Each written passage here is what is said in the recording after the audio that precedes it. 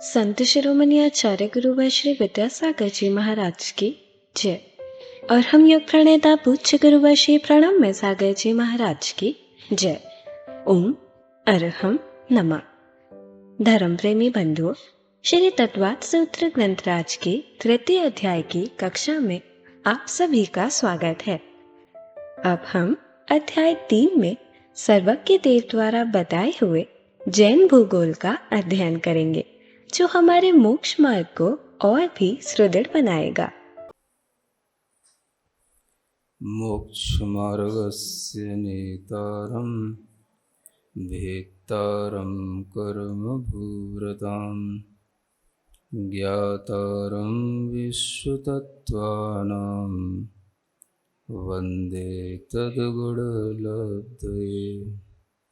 देवादिदेव आदिम तीर्थंकर श्री ऋषभनाथ भगवान की, वर्तमान शासन नायक श्री वर्धमान महावीर भगवान की, परम पूज्य आचार्य गुरुवर श्री विद्यासागर जी महाराज की।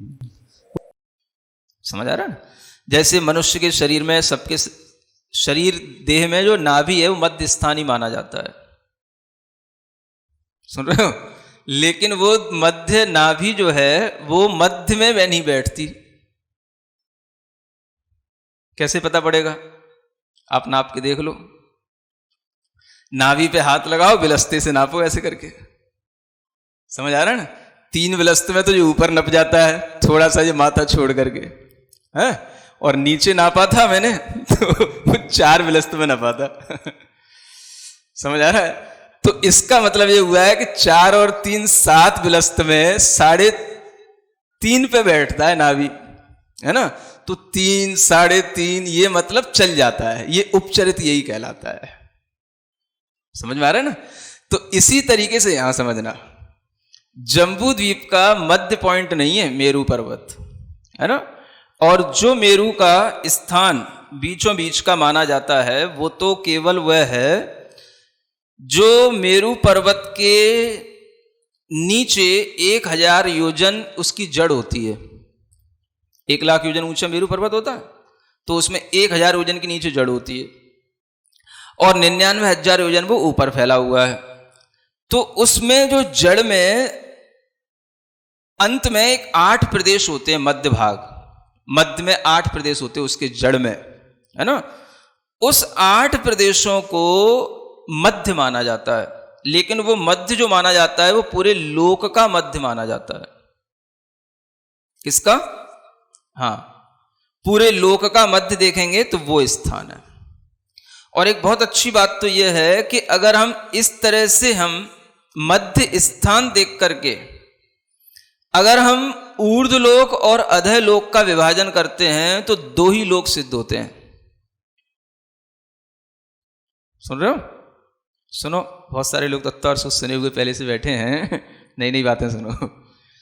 देखा जाए तो विभाजन 7 राजू नीचे अधोलोक का है और 7 राजू ऊपर ऊर्ध्वलोक का है। समझ आ रहा है? मध्य लोक तो कहीं है ही नहीं है,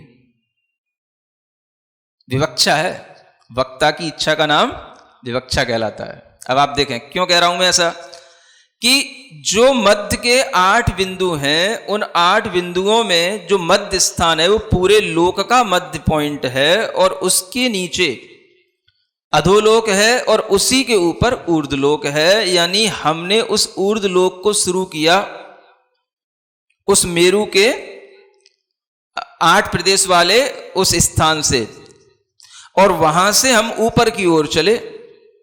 तो जब हम ऊपर आए तो वह हमारे लिए मध्यलोक हुआ। वहां पर हम जो है विस्तार को प्राप्त हुए। लेकिन देखा जाए लोक की रचना के अनुसार, तो लोक की रचना के अनुसार तो यह ऊर्ध्वलोक में ही मध्यलोक शामिल है।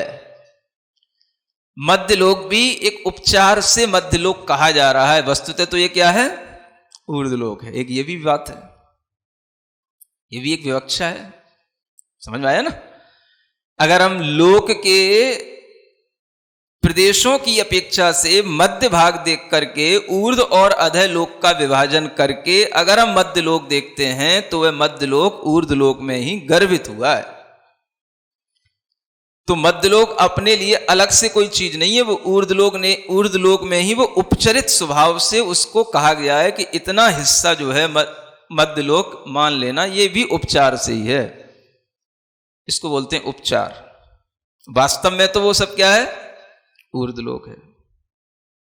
तो ये अब उसमें भी जो मध्यलोक है उसके भी बीचों बीच में जम्बू द्वीप है और उसके बीचों बीच में यह मेरू पर्वत है।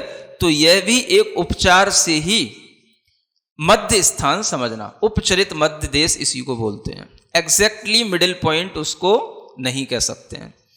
इस तरह से इसकी व्याख्या समझते हुए तन मध्य, किसके मध्य में, लवण समुद्र आदि से लेकर के जो स्वयंभू रमण समुद्र तक के समुद्र हैं उन सबके बीच में, समझ आ रहा है। और जब लवण समुद्र लोगे तो लवण समुद्र ऐसा तो ही नहीं है कि उसमें हमने जम्बूद्वीप छोड़ दिया।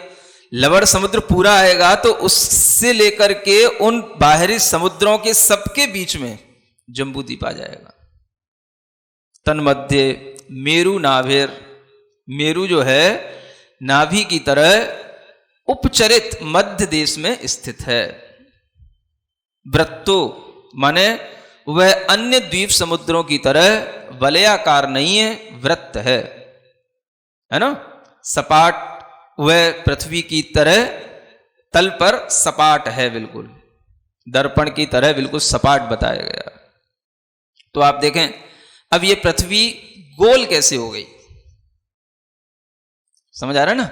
जम्बूद्वीप तो गोल नहीं है, गोल होते हुए भी वो ऐसा गोल तो नहीं है जैसा गोल आप लोग दिखाते हो, नारंगी की तरह है ना, ग्लोब जो बिल्कुल गेंद की तरह घूमता रहता है, ऐसा गोल तो है ही नहीं।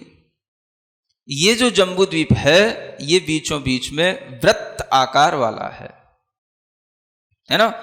अब इसको हम अगर और कोई भी तरीके से इसकी रचना देखते हैं तो वह रचना आप लोग अपने तरीके से देख तो सकते हैं, लेकिन उसमें ये सब चीजें व्यवस्थित नहीं हो सकती हैं जो यहां आगे बताई जाने वाली हैं।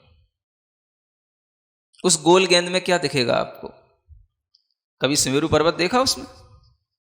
अभी यहां आगे बताए जाने वाले आपको जम्बूद्वीप के अंदर क्या क्या होता है, क्षेत्र हैं, नदियां हैं, पर्वत हैं, है ना, द्रह हैं बड़े बड़े, उसमें विधेय आदि क्षेत्र भी हैं और उनके अंदर जो है तरह तरह के पर्वतों पर तरह तरह का बहुत विस्तार है, मतलब अनेक प्रकार के पर्वत, उसमें तीर्थंकरों का रहना, बड़े बड़े क्षेत्र, कर्म भूमियां, भोग भूमियां, ये सब आपको अपनी इसी छोटी गेंद में क्या दिखाई देता है बताओ। तो आपको ये समझना पड़ेगा कि अगर हम इस तरह से केवल पृथ्वी को मान करके बैठे हैं तो ये हमारा बहुत छोटा सा ज्ञान है, जिसके माध्यम से हमने अपनी, जैसे मान लो कोई पॉइंट होता है, उस पॉइंट का ज्ञान है, हमें वास्तविकता का पूरा ज्ञान नहीं है। और पॉइंट गोल जैसा लगता है चारों तरफ से, है ना। तो आपको ढंग से व्यवस्थित रूप से इस पृथ्वी को जानने के लिए पहले इस वृत्त के रूप में स्वीकार करना होगा। यह गोल है और गोल होते हुए भी चपटी है, सपाट है, थाली के आकार में। योजन शत सहस्र, कितने योजन वाला है ये जम्बूद्वीप? शत माने 100, सहस्र माने 1000, ठीक है ना। 1000 में 100 और आप उसकी डिजिट उसके साथ में रख दोगे तो वो लाख हो जाएगा। 1 लाख योजन, इसका भी ये विस्कंभ बताया जा रहा है। विस्कंभ का मतलब उसके भीतर का, उसकी मोटाई या उसका व्यास हम कह सकते हैं। ये विस्कंभ जो है ये जम्बूद्वीप का बताया गया है, ठीक है ना। अब इस जम्बूद्वीप के भीतर क्या होता है ये हम आगे बढ़ते हैं। भरत हैमवत हरिविदेह रम्यक हैरण्यवतैरावत वर्षाः क्षेत्राणि। ये क्षेत्राणि माने ये क्षेत्र हैं, क्षेत्र बोलते हैं, रीजन, है ना। कितने हैं ये? 7 क्षेत्र हैं इस जम्बूद्वीप के अंदर। जो 1 लाख योजन विस्तार वाला है उसके अंदर 7 रीजन्स हैं, है ना। और उसमें शुरुआत होती है भरत से, है ना। एक तरह से जब हम किसी गोल चीज को देखेंगे तो उसके नीचे से हम आपको ऊपर तक की यात्रा कराएंगे। भरत कहाँ है? तो नीचे की ओर, है ना। उस गोलाकार उस थाली के अंदर आप नीचे जो है एक ऐसी लाइन खींचेंगे, नीचे एक ऐसी लाइन खींचेंगे तो अपने आप एक बो बन जाएगा, धनुष, है ना, धनुषाकार। नीचे एक लाइन खींचो, जितनी बड़ी लाइन आपने नीचे खींची उतनी बड़ी लाइन ऊपर खींच दो बराबर में, ठीक है ना। तो एक धनुषाकार रचना नीचे हो गई, एक ऊपर हो गई, ठीक है। जो आपने वृत्त बनाया है गोल, उसके बीचों बीच में एक पॉइंट बना दो, ये हो गया आपका मेरू पर्वत। उसके भी चारों ओर एक और वृत्त सा बना दो, जो हो गया आपका विदेह क्षेत्र, है ना। अब हम इसी के अनुसार पढ़ते हैं। सबसे पहला क्षेत्र किसका नाम है? भरत। और वर्ष शब्द इसमें जो जुड़ा हुआ है वो सबके साथ लगाना, भरत वर्ष, है ना।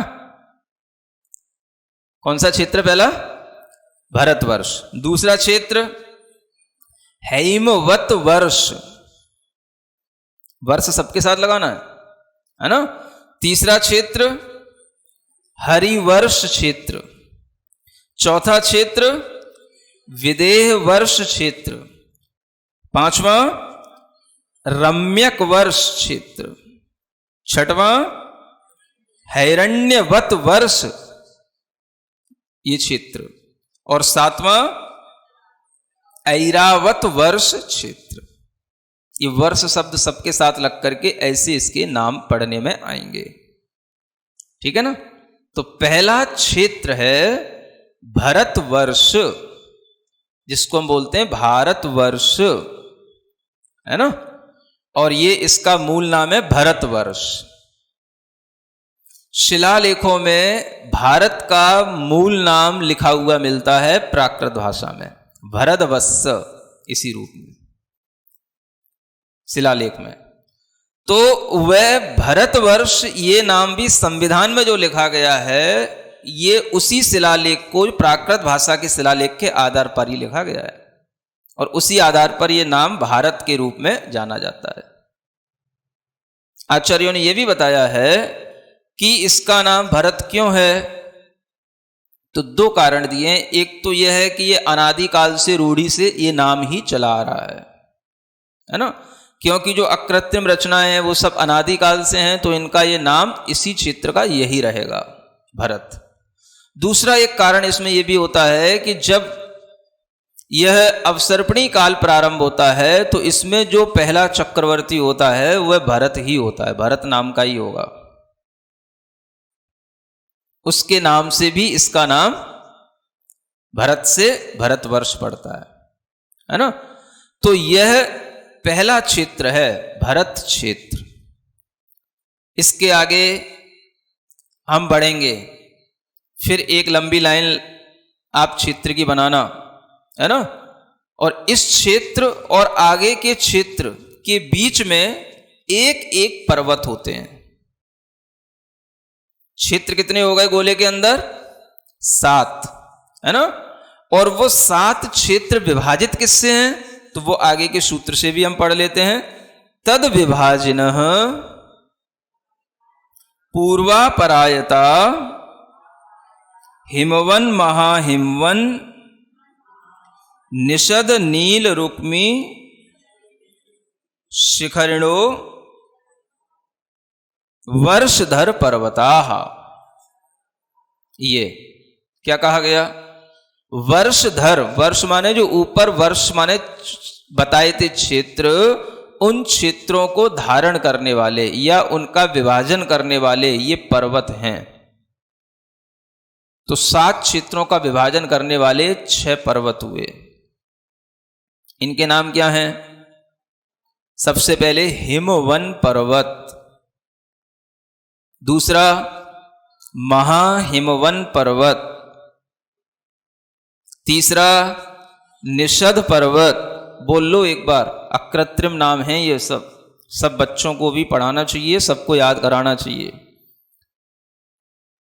जम्बू द्वीप कहते तो रहते हैं, आर्यखंड भरत क्षेत्र, लेकिन एक बार समझो कि भरत क्षेत्र कितना सा जम्बू द्वीप का हिस्सा है और आर्यखंड उसमें कहाँ है, वो बाद में आपको बताएंगे।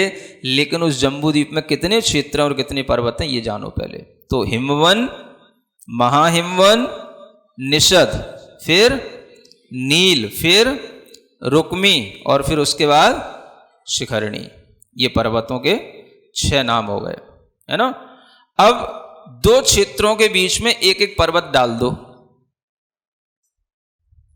ठीक है ना, विभाजन करना है ना।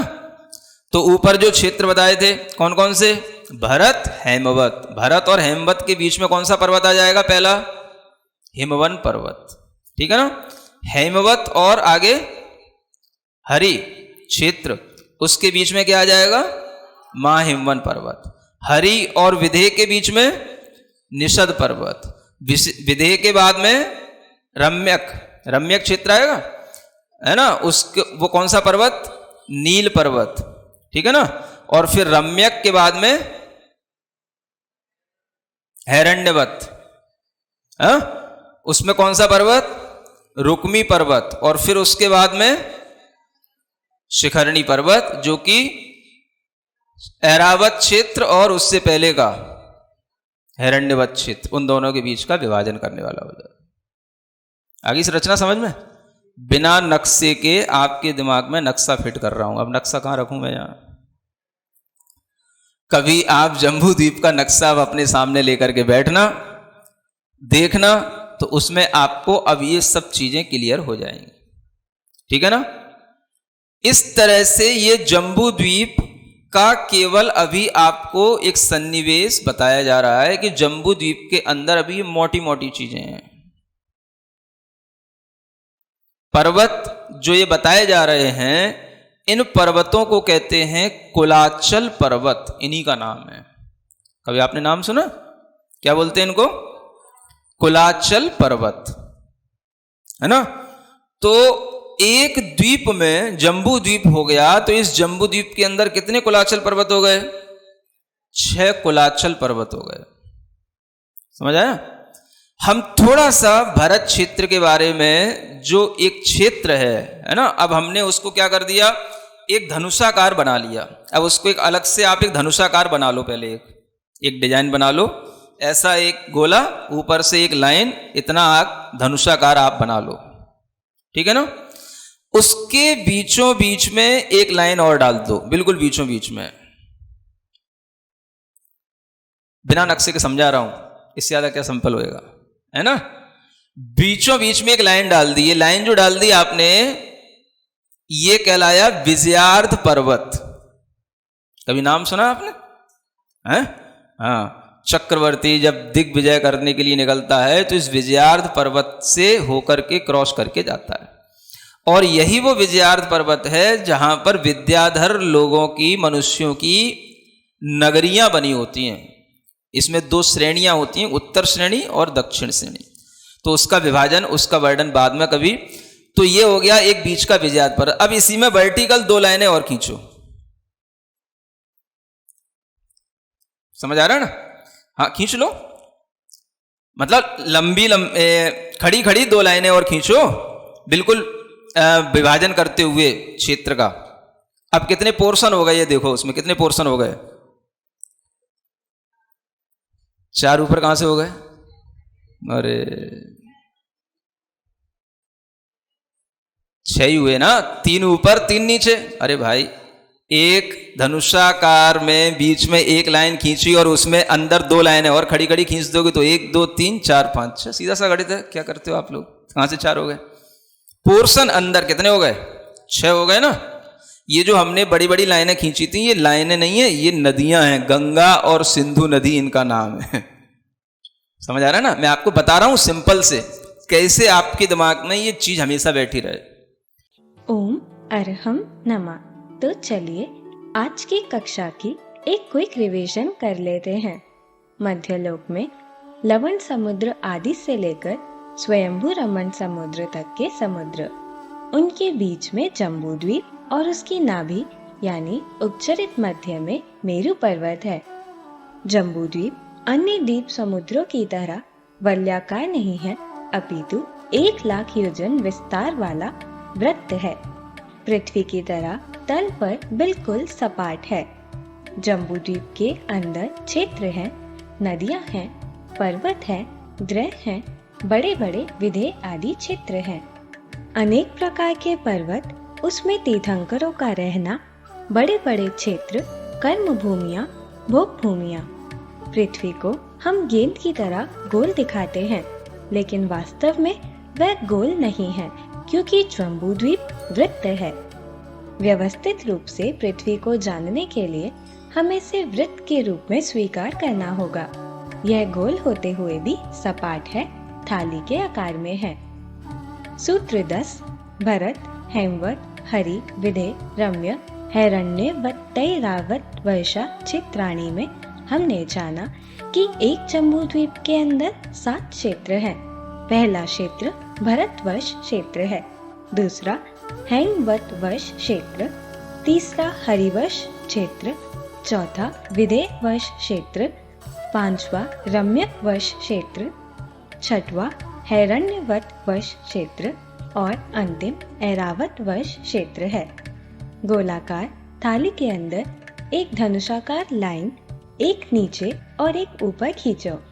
ये क्रमशः भरतवर्ष और ऐरावतवर्ष क्षेत्र हो गए। गोल वृत्त के बीचों बीच में एक पॉइंट बना दो, यह मेरु पर्वत है।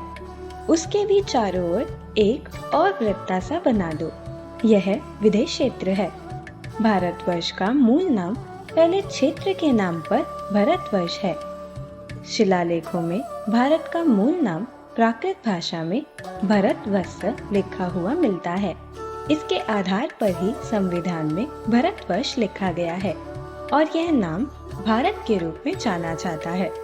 आचार्यों ने इसका नाम भरत होने के 2 कारण दिए हैं। अकृत्रिम रचनाएं अनादिकाल से हैं, तो इनका नाम भरत ही रहेगा। अवसर्पणी काल में पहले चक्रवर्ती का नाम भरत ही होता है और उसके नाम से इसका नाम भरतवर्ष पड़ा है। सूत्र 11 में हमने 6 कुलाचल पर्वतों के बारे में जाना, जिनके विभाजन से ऊपर के 7 क्षेत्र बनते हैं। 2-2 क्षेत्रों के बीच में एक एक पर्वत विभाजन करता है। भरत और हेमवत के बीच में हिमवन पर्वत, हेमवत और हरि के बीच में महाहिमवन पर्वत, हरि और विधेय के बीच में निषद पर्वत, विधेय और रम्य के बीच में नील पर्वत, रम्य और हिरण्यवत के बीच में रुकिम पर्वत और हिरण्यवत और ऐरावत के बीच में शिखरणी पर्वत होता है। धनुषाकार भरत क्षेत्र के बीचों बीच में एक लाइन के समान विजयात पर्वत है। दिग्विजय के समय चक्रवर्ती इस पर्वत को क्रॉस करके जाता है। यहाँ पर विद्याधर लोगों की, मनुष्यों की नगरियाँ हैं। इसमें 2 श्रेणियाँ होती हैं, उत्तर श्रेणी और दक्षिण श्रेणी। गंगा और सिंधु नदियाँ 2 वर्टिकल लाइन से भरत क्षेत्र को 6 भाग में विभाजित करती हैं, 3 विजयात पर्वत के ऊपर और 3 नीचे। तो चलिए अब हम सभी चिन्मानी स्तुति करेंगे और तत्पश्चात समय होगा आज के सवाल का।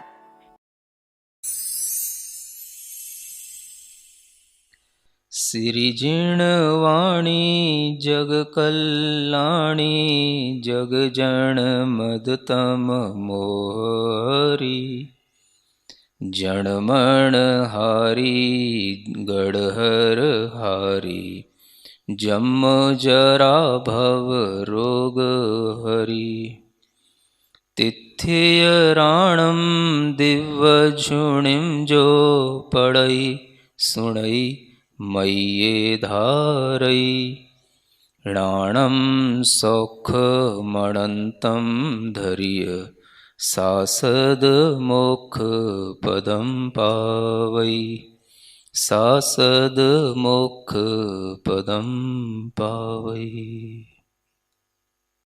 अब समय है आज के प्रतियोगिता प्रश्न में भाग लेकर आकर्षक पुरस्कार जीतने का।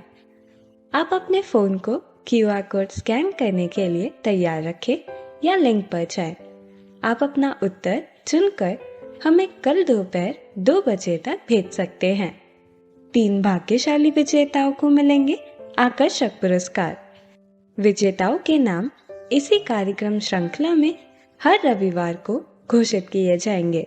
साथ ही सभी प्रश्नों के सही उत्तर भी बताए जाएंगे।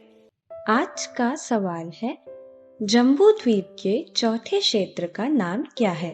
भरतवर्ष क्षेत्र, ऐरावतवर्ष क्षेत्र, विदेहवर्ष क्षेत्र, हरिवर्ष क्षेत्र।